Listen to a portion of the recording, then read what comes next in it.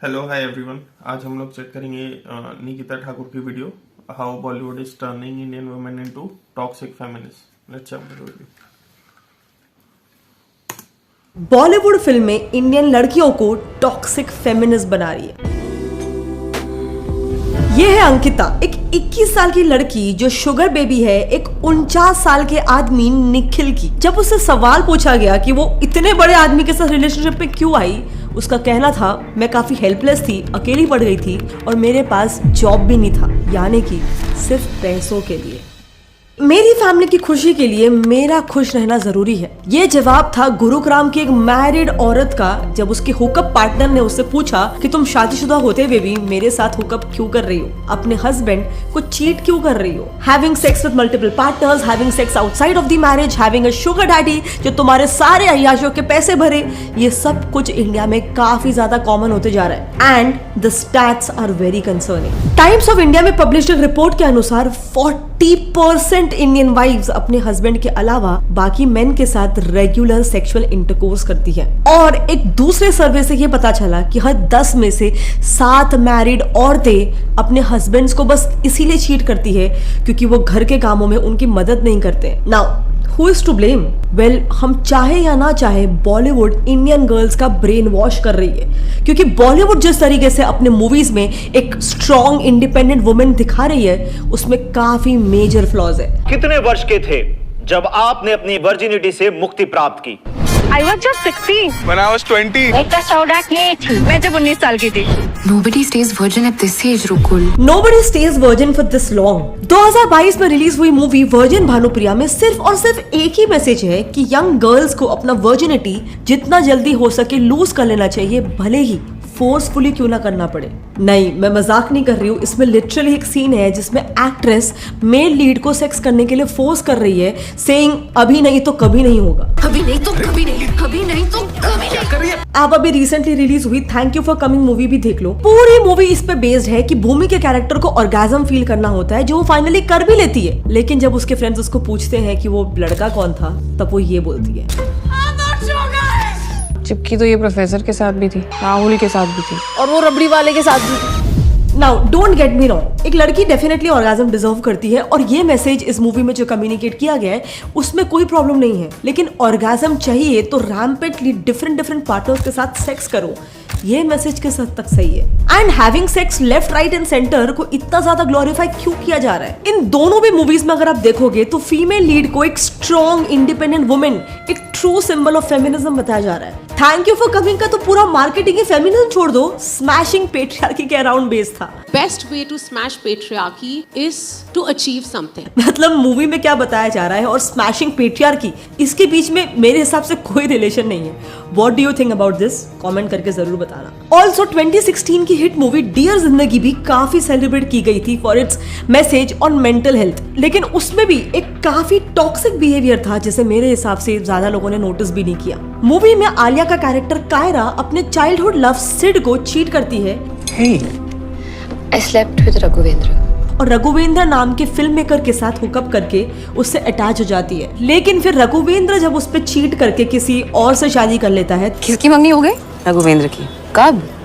पिछले हफ्ते। तब ऐसा बताया गया है मूवी में कि कायरा ट्रॉमा में चली जाती है और फिर पूरी मूवी उसी के बारे में है कि वो अपने ट्रॉमा से कैसे हील करती है। सो बेसिकली कायरा को विक्टिम बताया गया है, जबकि चीटिंग तो कायरा ने भी सिड के साथ की, पर पूरी मूवी में उस पर इतना हाईलाइट नहीं किया गया। क्या इसका मतलब ऐसा है कि लड़की के साथ हुआ तो इट्स कम्प्लीटली रॉन्ग, पर वही किसी मेल के साथ हुआ तो सब कुछ ओके है? एक और एग्जांपल लेते हैं, लेकिन उसके पहले डोंट यू थिंक वुमेन का ऐसा so called bold portrayal women safety point of view से भी काफी डेंजरस हो सकता है, specially cyber crime and call frauds के लिए, जिसके प्राइम टारगेट्स काफी बार औरतें होती है। इसीलिए अभी एक्सट्रीमली इंपॉर्टेंट है कि इंडियंस जितना हो सके स्पैम और अनवांटेड कॉल्स अवॉइड करें, लेकिन वी ऑल नो इन्हें अवॉइड करना मुश्किल ही नहीं, ऑलमोस्ट नामुमकिन होता है। But don't worry, Get Contact लाया है इस प्रॉब्लम के लिए काफी यूनिक सोल्यूशन। ये ऐप का सबसे इंटरेस्टिंग फीचर है कि इसमें आप देख सकते हो कि लोगों ने आपका नंबर अपने फोन बुक में किस नाम से सेव किया हुआ है, which is the most fun. जैसे मेरा आप देख सकते हो कितने वियर्ड नेम से सेव किया है, निकिता किडो CST,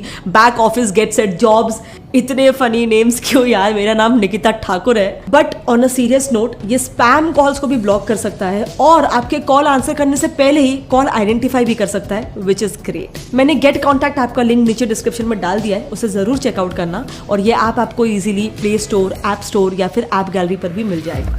now coming back to our topic, एक और काफी कंट्रोवर्शियल वेब सीरीज का एग्जांपल लेते हैं। मेड इन हेवन में लीड एक्ट्रेस तारा अपने ऑलरेडी एंगेज्ड बॉस को सेड्यूस करती है और उस एक्ट को रिकॉर्ड करके वो बॉस को अपनी शादी तोड़ के उससे शादी करने के लिए मजबूर करती है। लेकिन फिर उसका हस्बैंड उस पर चीट करता है और कुछ टाइम बाद वो डिवोर्स फाइल करके एक दूसरे लड़के के साथ रिलेशनशिप में आती है। बट इस नए लड़के के साथ रिलेशन में होने के बावजूद वो अपने एक्स हस्बैंड के साथ फिजिकल होती है ताकि उसे उसका एक बंगलो एलिमनी में मिल जाए। और ये सब होने के बाद जब उसका करंट पार्टनर उससे जवाब मांगता है तब वो कहती है, don't ever think you can take that decision for me. Please don't think you can ever make that decision for me.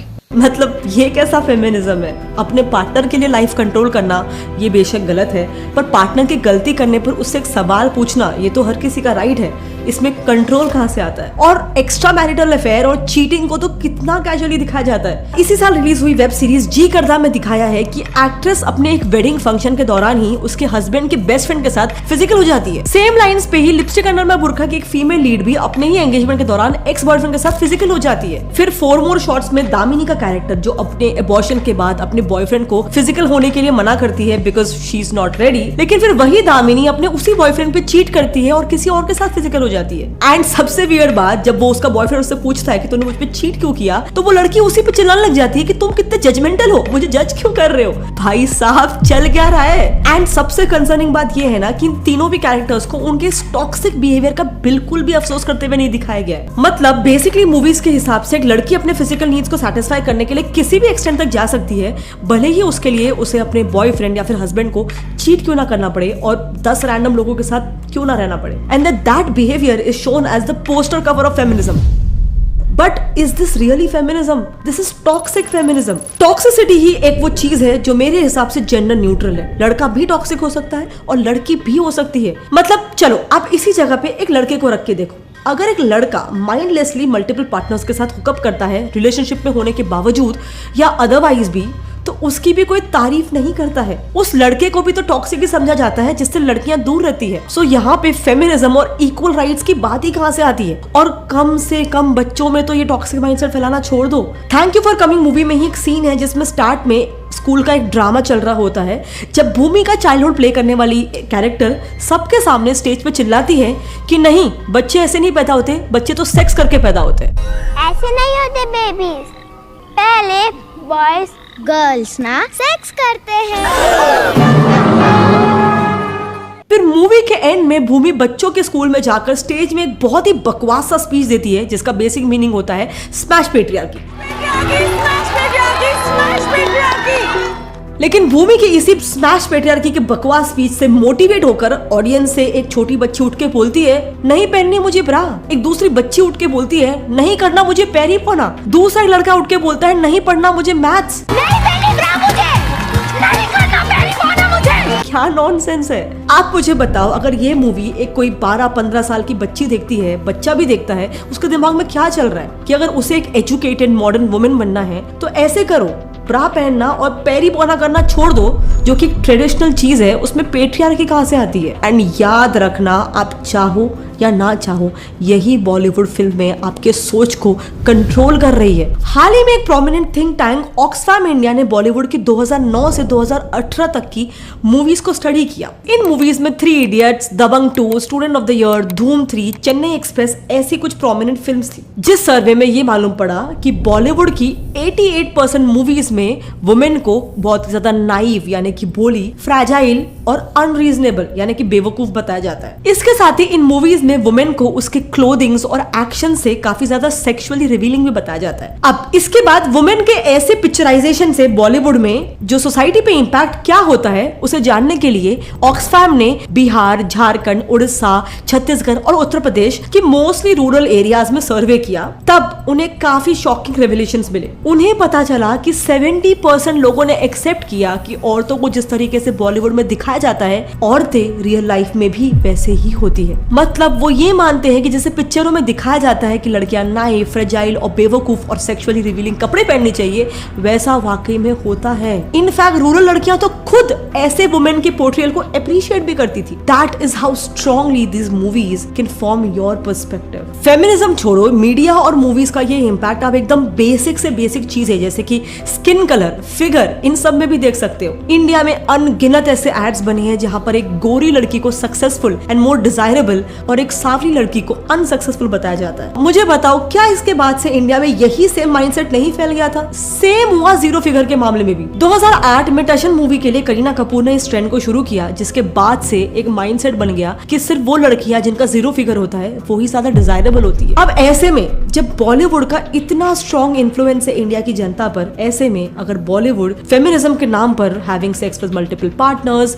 Extra marital affairs, gold digging, इस सब को नॉर्मलाइज करेगा तो उसका इम्पैक्ट सोसाइटी पे कितना सीवियर होगा क्या हो रहा है? आप रिसेंटली फेमस हुए कुछ फेमिनिस्ट मूवमेंट्स ले लो, फ्री द निपल्स या बर्न द ब्रा मूवमेंट। जब ये मूवमेंट फेमस हुआ था, कई आम लोग भी और सेलिब्रिटीज भी इस मूवमेंट को फॉलो करने लग गए थे। So yes, I am a burn the bra kind of feminist. I'm a feminist, you know, honestly speaking, I could burn my bra any second. जैसे कि दीपिका मल्होत्रा जो बर्न द ब्रा मूवमेंट को support करने के लिए 3 दिनों तक लगातार बिना ब्रा पहने ऑफिस जा रही थी। फिर सोनाली चोपड़ा जो पहली फीमेल सेलिब्रिटी थी जिन्होंने बर्न द ब्रा मूवमेंट को लेकर इंस्टा पे फर्स्ट पोस्ट किया था। और इसके अलावा मिट जाए हम सॉन्ग की सिंगर अनुष्का मनचंदा ने तो अपनी न्यूड पिक्स ही पोस्ट कर दी थी और निपल फ्री रहने को खुद का फंडामेंटल राइट बताया था। पर मेरे एक सिंपल से क्वेश्चन का जवाब दो, इनके ब्रालेस होने से इन्हें इक्वालिटी कैसे मिल रही है? It literally makes zero sense and this is because burn the bra movement जैसे आपके सामने रखा गया है वो गलत है। इसका असली नाम बल्कि था फ्रीडम ट्रैश कैन मूवमेंट और उसके पीछे का रीजन भी कम्प्लीटली डिफरेंट था। एक्चुअली 1950s के दौरान तक यूएस में वुमेन को स्कूल कॉलेजेस में एडमिशन नहीं मिलता था, वो खुद का घर भी नहीं खरीद सकती थी और फीमेल होने की वजह से उन्हें जॉब्स तक नहीं मिलता था और गलती से मिल भी जाए तो जब वो प्रेग्नेंट हो जाती थी उसे फायर कर दिया जाता था। तो ऐसे ही कॉज के लिए कुछ 100 औरतों ने उस टाइम मिस अमेरिका पैजेंट का विरोध करने के लिए फ्रीडम ट्रैश कैन नाम का एक प्रोटेस्ट शुरू कर दिया। इसमें उन औरतों ने खुद के मॉप्स, लिपस्टिक्स, हाई हील्स जैसे खुद की चीजें फेंकी थी जो